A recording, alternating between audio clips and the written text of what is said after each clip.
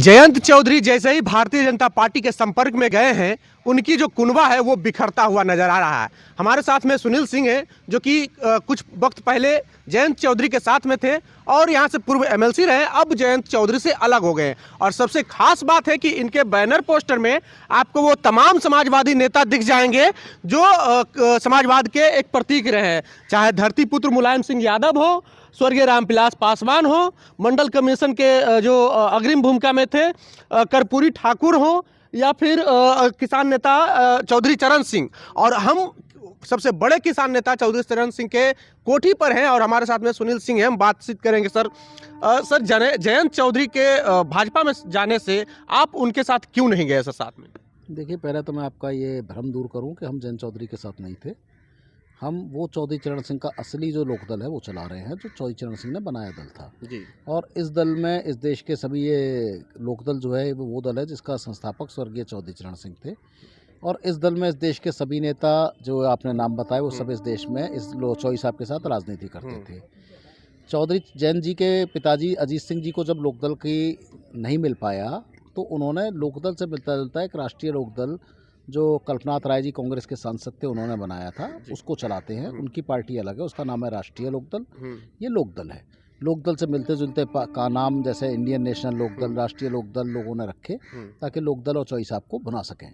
लेकिन चौधरी चरण का मूल दल, चौधरी चरण सिंह की मूल विचारधारा सब लोकदल के साथ है और वो आज भी किसानों के साथ खड़ी है, जहाँ थी जहाँ है, और वहीं मजबूत उनको करने का काम करती है। तो सर जनाधार तो कहा जाता है सर कि जयंत चौधरी के पास ही है, सब सारा चीज़ उन्हीं के साथ शिफ्ट हो गई है, उनकी विरासत है चरण सिंह की जी। ये देखिए, कहा जाता है, आपने कहा ना, है नहीं। कहा जाने और होने में अंतर होता है। चौधरी चरण सिंह जी की विरासत 6 राज्यों में थी।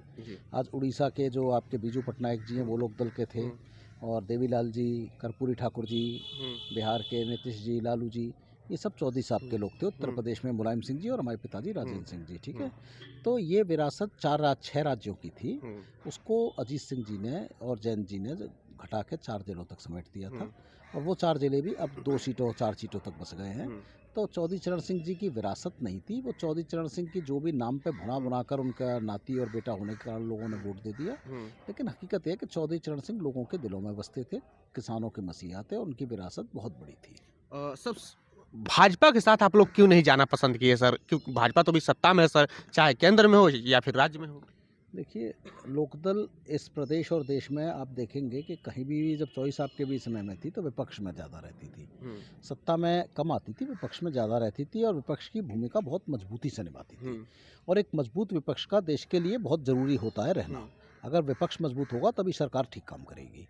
तो लोकदल उस समय भी, चाहे उत्तर प्रदेश में हो, चाहे आपके राजस्थान में हो, विपक्ष में रहती थी, अच्छा काम करती थी। और उत्तर प्रदेश में 87 लोकसभा विधानसभा सीटें भी आती थी, और एक ज़माने में हमारी लोकसभा की जब 4 सीट थी, 84 में इंदिरा लहर में, तब बीजेपी की 2 सीट थी। तो बीजेपी से बड़ा दल था लोकदल। और बीजेपी के साथ जाने का जो आप प्रश्न कर रहे हैं, लोकदल का आधार, लोकदल की विचारधारा बीजेपी से बहुत बड़ी थी, और बीजेपी कहीं स्टैंड नहीं करती थी। बीजेपी चंद पूंजीपति और व्यापारियों की पार्टी थी, जो भगवान राम का दुरुपयोग करके, नाम के नाम का दुरुपयोग करके पहले सत्ता में आए। उसके बाद में बाबरी मस्जिद का केस हुआ, उसके बाद आज राम मंदिर के पीछे छुप के वोट लेना चाह रहे हैं। तो ये भारतीय जनता पार्टी भगवान राम के नाम का दुरुपयोग करके, धर्म के नाम को दुरुपयोग करके इस देश की सत्ता में आई है, और लोगों की भावनाओं से खिलवाड़ करके देश में चला रही है। लेकिन वो कोई पार्टी, आप ये कहें कि वो बड़ी पार्टी है, ठीक है, आज संख्या बल में बड़ी हो सकती है, लेकिन एक ज़माने में 84 में बहुत छोटी पार्टी थी, 2 सीटें वाली पार्टी थी। 24 चुनाव अब नजदीक है सर, आपका क्या स्टैंड रहेगा? किधर, इंडिया अलायंस या एनडीए अलायंस? देखिए, इंडिया अलायंस जो विपक्ष एक मजबूत बना है, और हम चाहते हैं कि इस देश को बचाना बहुत ज़रूरी है। आज जिस तरह की बात हो रही है देश में, जो लोकतंत्र खतरे में आ रहा है, चाहे चुनाव आयोग हो, जिस तरह उसमें चीफ जस्टिस को हटा के 2-1 से मेजॉरिटी कर ली इन्होंने, केंद्र सरकार ने। आज जजों को कहना पड़ता है कि हम स्वतंत्र नहीं हैं, जजों को भी प्रेस कॉन्फ्रेंस करनी पड़ती है। न्यायपालिका के ऊपर भी ये है कि वो स्वतंत्र नहीं है। जज स्वतंत्र नहीं है, इधर चुनाव आयोग स्वतंत्र नहीं है, संवैधानिक संस्थाएं बर्बाद हो चुकी हैं, देश का व्यापार, देश का डॉलर का दाम दिन पर दिन बढ़ता जा रहा है, देश का व्यापार तबाह होता जा रहा है, उद्योग, छोटे उद्योग, जो कुटीर उद्योग होते थे वो सब बर्बाद होते जा रहे हैं। एक तरह की ना रोजगार है, लेकिन बस हाथ में क्या है, एक मोबाइल दे दिया है, 6-7 घंटे लोग उस पे झूठा प्रचार देखते हैं।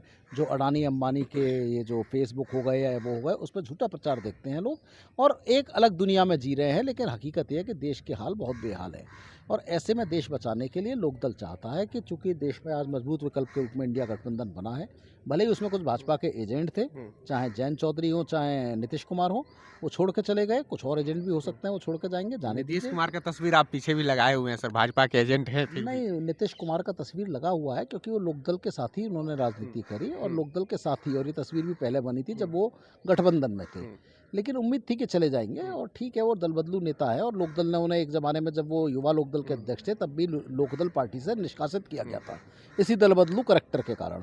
तो उनका ये स्वभाव शुरू से रहा है और ये ठीक है, मुख्यमंत्री हो सकते हैं, लेकिन एक दल बदलू उसके कारण लोकदल ने भी उन्हें अपने दल से निकाला था, चौधरी साहब ने हस्ताक्षर से उन्हें पार्टी से निकाला था। तो नीतीश कुमार का जो एक वो है स्वभाव है, वो शुरू से वैसे ही है जैसा वो कर रहे हैं।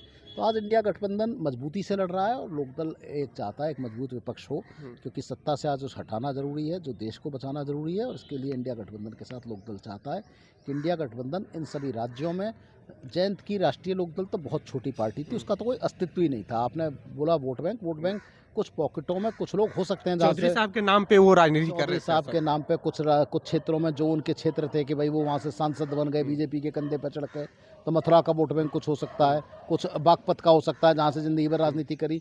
लेकिन आप ये कहें कि वो उनका आधार कहीं नहीं था। इस लोकदल का आधार मैंने बताया उड़ीसा, हरियाणा, बिहार और पूरे के पूरे उत्तर प्रदेश में था। यहाँ तक कि जो राष्ट्रीय लोकदल जो एक मिनट जो पार्टी बनी है, वो भी मैं आपको बताना चाहूँगा कि क्यों बनी। वो मऊ की एक कांग्रेसी सांसद थे कल्पनाथ राय, उन्होंने बनाई थी, क्योंकि मऊ में लोकदल चौधरी चरण सिंह का 6 की 6 विधानसभा जीतता था, उनका कांग्रेस से झगड़ा चल रहा था, तो उन्होंने लोकदल से मिलता था नाम राष्ट्रीय लोकदल बना लिया। जब अजीत सिंह जी को लोकदल की वो नहीं मिली, पार्टी नहीं मिली, क्योंकि लोगों ने कहा कि तुमने कांग्रेस में विलय कर लिया, कभी भाजपा में चले आते हो, एक बार अजीत सिंह जी कांग्रेस में विलय भी कर चुके थे, तो लोगों ने उनका साथ देना उचित नहीं समझा और जब उन्हें लोकदल का नाम नहीं मिला तो उन्हें लोकदल से मिलता था ना राष्ट्रीय लोकदल चला रहे हैं। वो ना चौधरी चरण सिंह की पार्टी है, ना चौधरी चरण सिंह की विचारधारा है, ना चौधरी चरण सिंह का आधार है। वो कुछ पॉकेटों में छोटा मोटा इधर उधर करके करते रहते हैं, इसके अलावा उनका कोई बहुत बड़ा बेस नहीं है।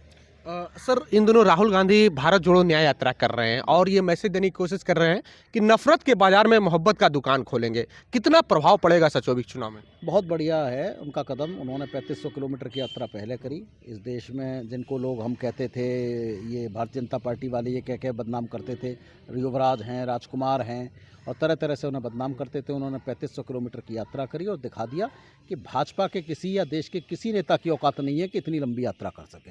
आज उन्होंने मणिपुर से लेकर अभी जो यात्रा शुरू करी है, कल लखनऊ में भी थी। एक बहुत अच्छा कदम है उस व्यक्ति का कि जिसको युवराज कहा जाता था, आज वो सब कुछ छोड़ के देश में सब कुछ त्याग करके आज देश की जनता के बीच में चल रहा है। आज देश का जहां मीडिया नहीं दिखा रहा, मीडिया पूरी तरह बिक चुका है, डर के मारे भी नहीं दिखा रहा है, तो आज वो व्यक्ति जनता से सीधा संवाद कर रहा है और अपने उस दल को ऊपर लाने का काम कर रहा है। तो राहुल जी का कदम बहुत अच्छा है और बहुत सराहनीय है और जिस तरह वो मेहनत कर रहे हैं, आज हकीकत ये है कि सिर्फ राहुल गांधी ही इस देश में संघर्ष कर रहे हैं भारतीय जनता पार्टी से, वरना कहीं ना कहीं हर जगह कोई ना कोई नीतीश कुमार है जो कहीं ना कहीं भाजपा के साथ खड़ा है। तो राहुल जी का संघर्ष अच्छा है और हम चाहते हैं कि भाई जिस तरह से वो संघर्ष कर रहे हैं, इसमें हम लोग भी साथ मिलें और एक अच्छा मजबूत विकल्प बना सकें।